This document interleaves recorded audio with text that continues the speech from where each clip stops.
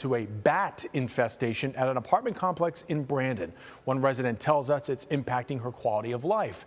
But as our in-depth reporter Anthony Hill found out, the situation is complicated.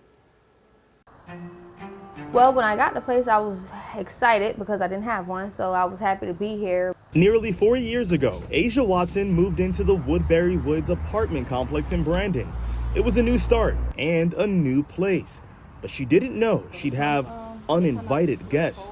It's normal to me now at this point. I'm used to hearing it. I hear them 24/7. It's usually louder than that.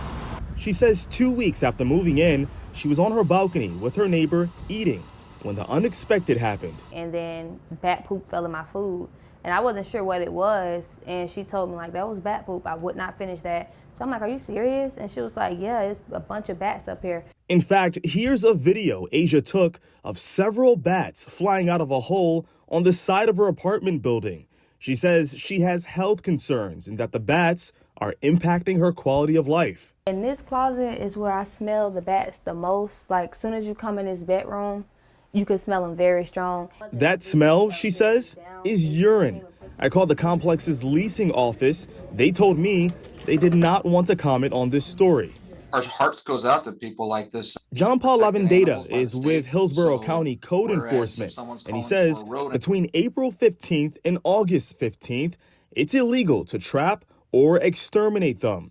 The reason? Well, that's their mating season, and they play an important role in Florida's ecosystem. It complicates the job more because unlike other situations, these are protected animals by the state. So whereas if someone's calling for a rodent or someone's calling for another type, bed bugs, whatever, that's an easy fix. Asia says though she understands bats are protected during those months, she still sees, smells, and hears them through much of the entire year.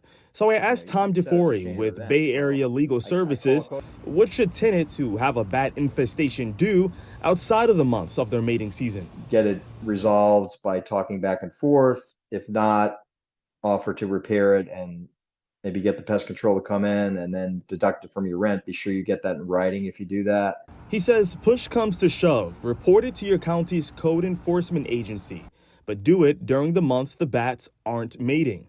As for Asia, What would you like to see be done? I would like to see all of the bats gone. That's what I would love.